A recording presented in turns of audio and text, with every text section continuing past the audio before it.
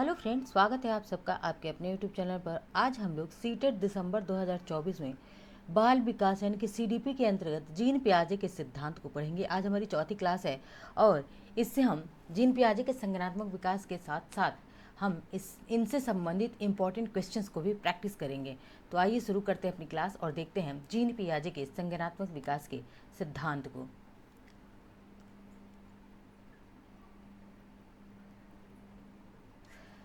Gene पियाजे का संज्ञानात्मक विकास का सिद्धांत, जिसे हम विकासात्मक सिद्धांत के नाम से भी जानते हैं। देखते हैं कि सर्वप्रथम संज्ञानात्मक पक्ष का क्रमबद्ध व वैज्ञानिक अध्ययन किसने किया था? स्विट्जरलैंड का प्रसिद्ध मनोवैज्ञानिक जीन पियाजे ने। यानी कि जीन पियाजे कहाँ से संबंधित हैं? स्विट्जरलैंड के हैं। ठीक है, स्विट्जरलैंड से संबंधित हैं और इन्होंने सबसे पहले संज्ञानात्मक विकास का जो है क्रमबद्ध और वैज्ञानिक अध्ययन किया। संज्ञान क्या होता है, कॉग्निशन क्या होता है कि प्राणी का वह व्यापक और अस्थायी ज्ञान जिससे वह वातावरण, उद्दीपक जगत और बाह्य जगत के माध्यम से ग्रहण करता है। यानी कि संज्ञान, हम लोग संज्ञानात्मक विकास का सिद्धांत पढ़ते तो हैं, बट ये संज्ञान है क्या, ये कॉग्निशन है क्या? तो जो हम लोग, प्राणी मतलब हम लोग, तो जो व्यक्ति क्या करता है, जो व्यक्ति का व्यापक और अस्थायी ज्ञान होता है, जिसे हम सीधी तरीके से अगर कह सकें तो जो हमारा सब कॉन्शियस माइंड में जो ज्ञान होता है, उसी ज्ञान को हम संज्ञान कहते हैं। वो कैसा होता है? हमारे सब कॉन्शियस माइंड में जो ज्ञान होता है कैसा अस्थायी होता है, व्यापक होता है, जिससे हम कहाँ से ग्रहण करते हैं? वातावरण से, जो हमारा उद्दीपक जगत है उससे, बाह्य जगत से, इन आदि माध्यमों से हम क्या करते हैं? ग्रहण करते हैं। आगे देखते हैं समस्या समाधान, संप्रत्ययीकरण। संप्रत्ययीकरण का मतलब क्या होता है? विचारों का निर्माण करना, संप्रत्यय का निर्माण करना, कॉन्सेप्ट का निर्माण करना अपने दिमाग में। समस्या समाधान हो गया, विचारों का निर्माण, और प्रत्यक्षण यानी कि देख कर सीखना। प्रत्यक्षण का मतलब क्या होगा? प्रत्यक्षण का मतलब हुआ देख कर सीखना। ठीक है, आदि मानसिक क्रियाएं क्या होती हैं? शामिल होती हैं इन सभी, यानी कि समस्या समाधान करते हैं, कॉन्सेप्ट का निर्माण करते हैं अपने दिमाग में, विचारों का निर्माण करते हैं, देख कर सीखते हैं। इन सब से हमने क्या, संज्ञान हमारा विकसित होता है। ठीक है, आगे बढ़ते हैं। यह क्रियाएं परस्पर अंतर संबंधित बिल्कुल होती हैं, अंतर संबंधित होती हैं एक दूसरे से। जीन पियाजे का संज्ञानात्मक पक्ष पर बल देते हुए संज्ञानात्मक विकास का सिद्धांत प्रतिपादित किया था। यानी कि जीन पियाजे ने संज्ञानात्मक पक्ष पर बल दिया और इसीलिए इन्होंने संज्ञानात्मक विकास का सिद्धांत क्या हुआ? प्रतिपादित किया, जिसे विकासात्मक सिद्धांत का सिद्धांत के नाम से भी जाना जाता है। आइए देखते हैं आगे। इसीलिए जीन पियाजे को विकासात्मक मनोविज्ञान का जनक कहा गया है। कि कौन सा? तो जीन पियाजे को प्रश्न पूछा गया प्रीवियस ईयर में, विकासात्मक मनोविज्ञान का जनक किसे माना गया है? तो पियाजे को माना गया है। ठीक है, आगे बढ़ते हैं।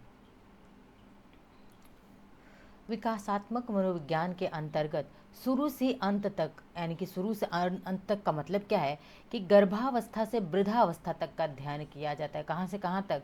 विकासात्मक मनोविज्ञान या संज्ञानात्मक मनोविज्ञान के अंतर्गत गर्भावस्था से वृद्धावस्था तक का अध्ययन किया जाता है।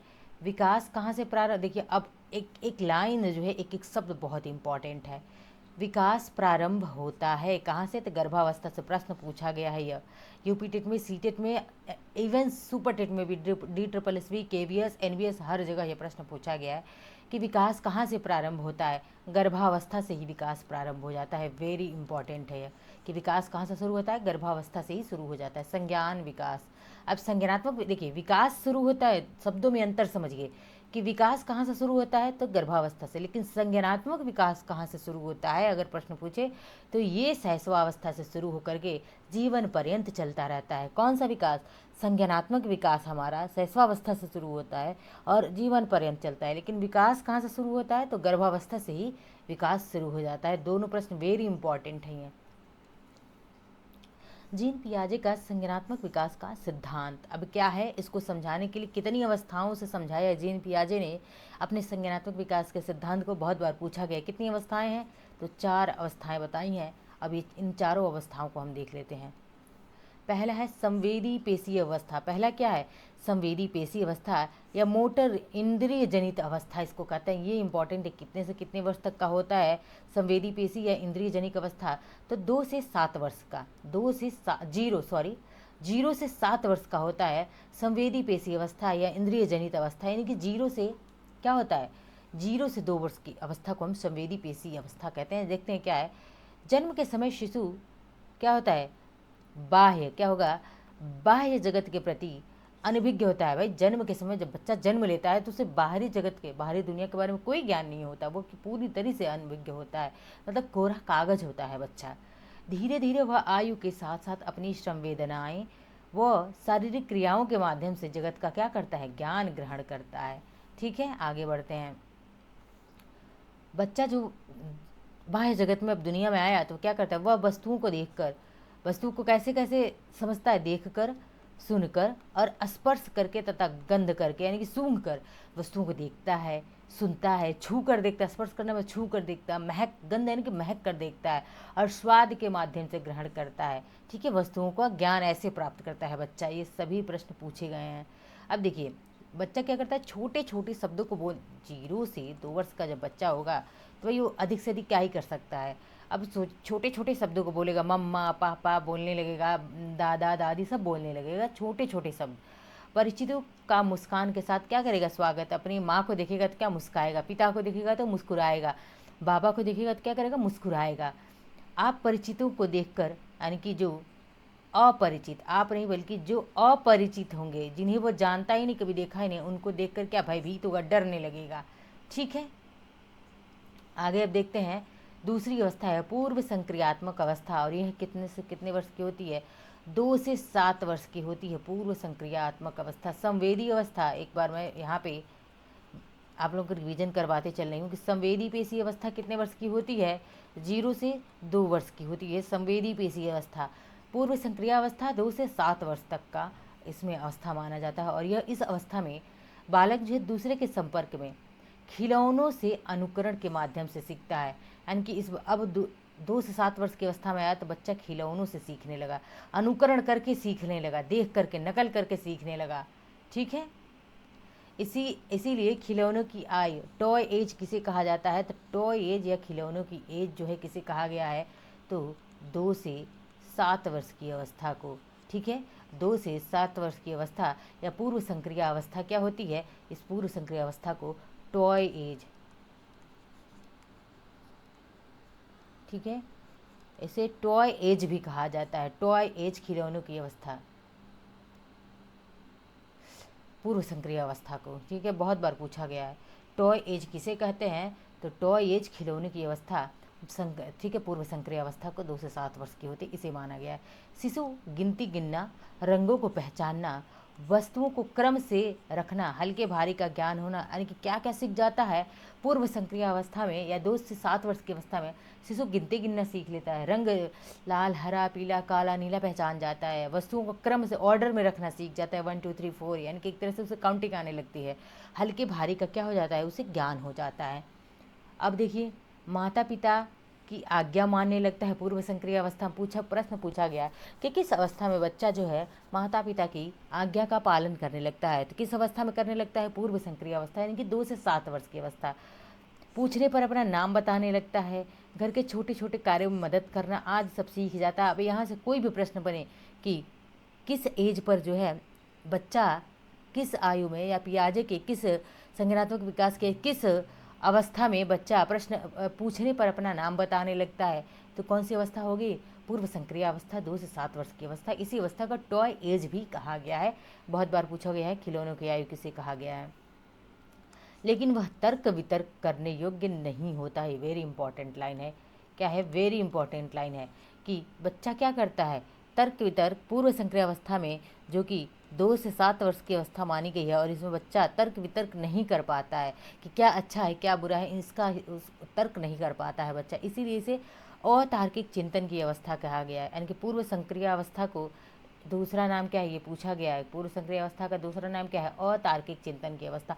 प्रश्न पूछा गया था सीटेट में, अतार्किक चिंतन की अवस्था किसे माना गया है, पियाजे के अनुसार अतार्किक चिंतन की अवस्था किसे माना गया है, तो किसे माना गया है, पूर्व संक्रिय अवस्था को माना गया है, जो कि 2 से 7 वर्ष की होती है। ठीक है, बार बार मैं इसलिए रिवीजन करवाते जा रही हूँ क्योंकि क्लास में ही आपको पियाजे के संज्ञानात्मक विकास का सिद्धांत या विकासात्मक सिद्धांत आज क्लास में ही आपको याद हो जाए, सारे फैक्ट एक एक लर्न हो जाए, ताकि आप सीटेट का प्रश्न कहीं भी प्रीवियस ईयर भी अगर सॉल्व कर रहे हो तो वहाँ पे आपका एक प्रश्न भी गलत ना हो। और CDP में, बाल विकास में आप 30 आउट ऑफ 30 लेकर आए, पूरे मार्क्स गेन करें।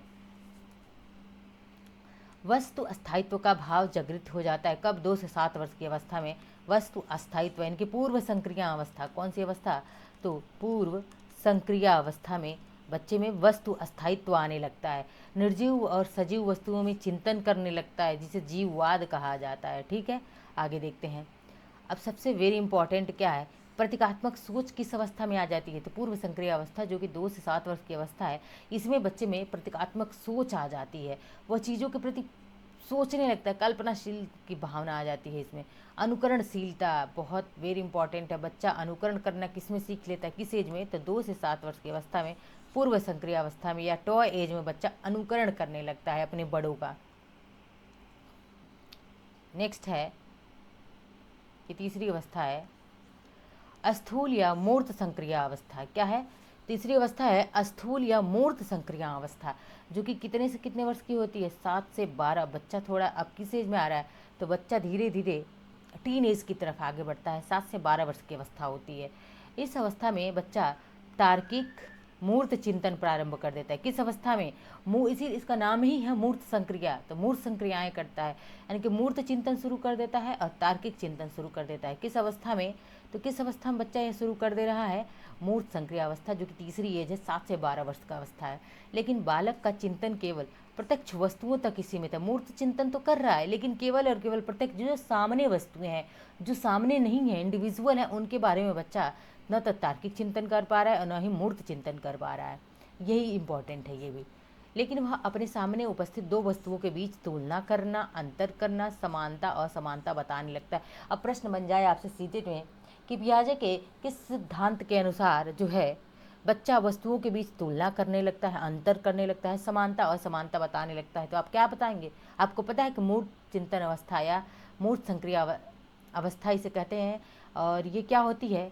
तो यह 7 से 12 वर्ष की अवस्था होती है और इसे मूर्त संक्रिय या अस्थूल संक्रिय अवस्था कहते हैं। ठीक है, आगे देखते हैं और क्या करता है बच्चा इस 7 से 12 वर्ष की अवस्था मूर्त संक्रिय अवस्था में। तो सही गलत उचित अनुचित में विविध यानी कि विभेद करने लगता है। ठीक है, तो देखिए ये सारे जितनी लाइन है सबसे सीटेड में इन सबसे पेडागोजी का प्रश्न बना हुआ है, इसीलिए आप इन सब शब्दों को, टर्म्स को बहुत ही अच्छे से याद कर लीजिए।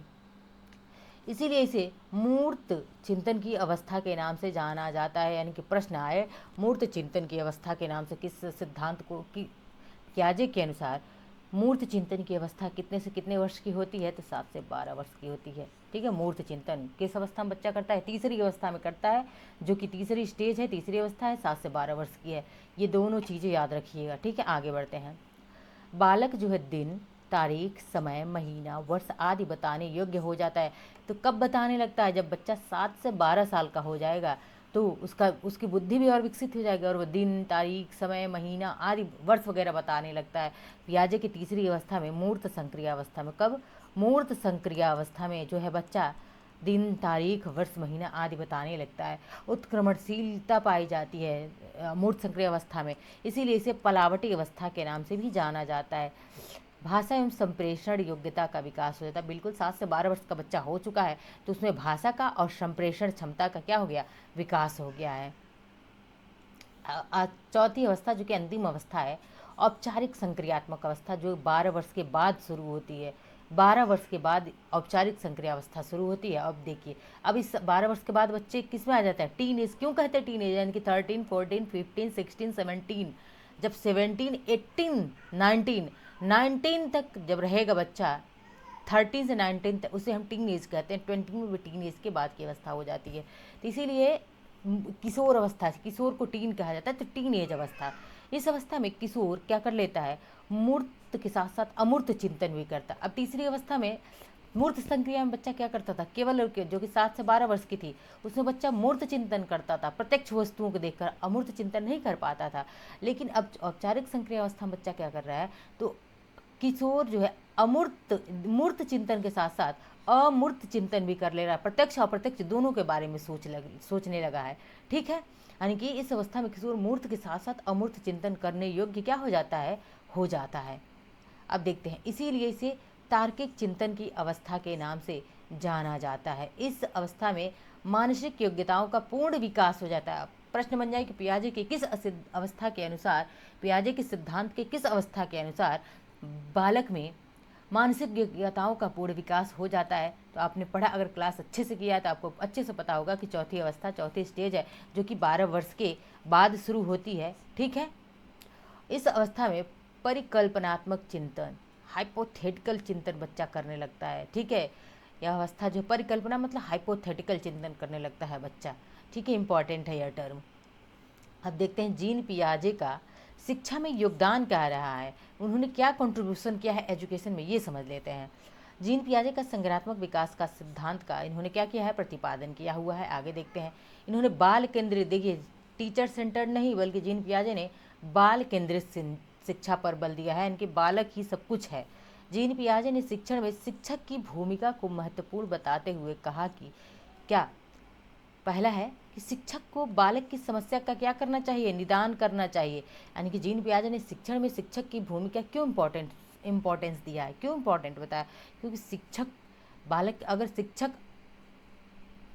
शिक्षक जो है बेहतर तरीके से, अगर उसके पास ज्ञान है, नॉलेज है, तभी तो वो बच्चे की समस्या का समाधान कर पाएगा। इसीलिए शिक्षक की भूमिका को इम्पोर्टेंट माना है जीन पियाजे ने। दूसरा है बालकों के अधिगम के लिए उचित वातावरण तैयार करना, एक अच्छा इन्वायरमेंट देना बच्चों को पढ़ाई करने के लिए। ठीक है, अधिगम मतलब लर्निंग, सीखने के लिए, पढ़ने के लिए उनको क्या करना, एक उचित बेहतर इन्वायरमेंट की तैयारी करना, एक तैयार कर सकना। जीन पियाजे ने आत्मीयकरण, समंजन, संतुलनीकरण, स्कीमा को हम समझेंगे नीचे, आज ऐसी नवीन शब्दों का प्रयोग कर शिक्षा के क्षेत्र में महत्वपूर्ण योगदान दिया। इनमें सबसे इम्पॉर्टेंट है स्कीमा। अब इस स्कीमा को भी हम समझ लेते हैं, स्कीमा क्या है। ठीक है, स्कीमा क्या है, स्कीमा देखिए बहुत इंपॉर्टेंट कोटेशन है यह। स्कीमा क्या है, वातावरण द्वारा अर्जित संपूर्ण ज्ञान का संगठन, ये स्कीमा है। बस एक शब्द में यहीं से आपको स्कीमा समझ में आ गया कि स्कीमा है क्या, जो हमने आज तक अपने इन्वायरमेंट से अर्जित किया है। अर्जित एक होता है प्रदत्त और एक हो जाता है अर्जित। प्रदत्त वो होता है जो हमें पैदा होते ही मिल जाता है। अर्जित जिन्हें हम ग्रहण करते हैं, सीखते हैं, किसके द्वारा, प्रयास के द्वारा। अर्जन क्या होता है, प्रयास पूर्ण होता है, यानी कि प्रयास के द्वारा जिस ज्ञान को हम सीखते हैं वह क्या होता है, वह ज्ञान जो है अर्जित होता है। ठीक है, तो अर्जित संपूर्ण ज्ञान का संगठन क्या होता है, स्कीमा होता है। संरचना की व्यवहारगत समानांतर प्रक्रिया जीव विज्ञान में क्या कहलाती है, स्कीमा लिखा हुआ है यहाँ पे, क्या है, स्कीमा, क्या होगा, स्कीमा हो जाएगा। आगे देखते हैं, आगे समझ लेते हैं।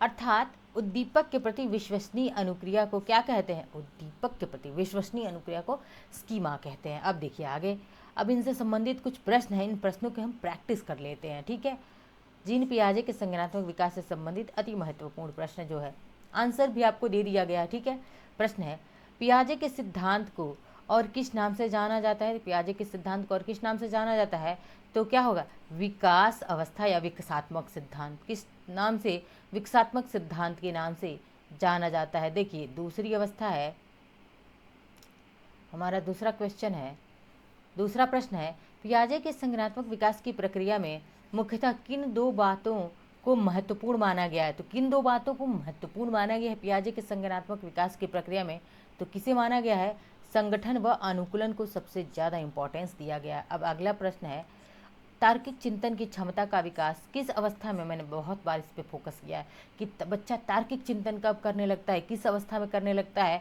तो बच्चा जो है औपचारिक या अमूर्त संक्रिय अवस्था में तार्किक चिंतन करने लगता है। नेक्स्ट प्रश्न है समस्या समाधान की क्षमता का विकास किस अवस्था में हो जाता है, किस अवस्था में बच्चा जो है समस्याओं का समाधान करने लगता है, तो अमूर्त औपचारिक संक्रिय, अमूर्त या औपचारिक संक्रिया अवस्था जो होती है उसमें बच्चा समस्या का समाधान 7 से 12 वर्ष का जब बच्चा हो जाएगा तो समस्याओं का समाधान करना सीख जाता है। आगे बढ़ते हैं, देखते हैं अगला प्रश्न। अगला प्रश्न है संज्ञानात्मक विकास की कौन सी अवस्थाएं होती हैं, तो कितनी अवस्थाएं होती हैं संज्ञानात्मक विकास की, 4 अवस्थाएं होती हैं। किसने दिया है, जीन पियाजे ने दिया है। कौन कौन सी अवस्थाएं हैं इनको देख लेते हैं। पहली अवस्था है क्या, संवेदी पेशी अवस्था, यानी कि सेंसोर मोटर अवस्था, कितने से कितने वर्ष का, 0 से 2 वर्ष चलता है। दूसरी अवस्था है पूर्व क्रियात्मक अवस्था, क्या है, पूर्व क्रियात्मक अवस्था, जो कि 2 से 7 वर्ष चलती है और इसे टॉय एज कहते हैं। इसे क्या कहते हैं, टॉय एज कहते हैं, खिलौनों की अवस्था कहते हैं। ठीक है, आगे बढ़ते हैं, देखते हैं क्या है तीसरी अवस्था। क्या है तीसरी अवस्था? है अमूर्त संक्रियात्मक अवस्था, यानी कि अमूर्त संक्रियात्मक अवस्था जो कितने वर्ष से कितने वर्ष की चलती है? 7 से 11 वर्ष। चौथी अवस्था क्या है? मूर्त संक्रियात्मक अवस्था, यह कितने वर्ष से? 11 से 18 वर्ष चलती है। ठीक है, तो ये थी हमारी आज की क्लास पसंद है तो लाइक शेयर सब्सक्राइब कमेंट करते रहिए। मिलते हैं नेक्स्ट लेक्चर में। धन्यवाद। अगली क्लास हमारी ईवीएस की होगी।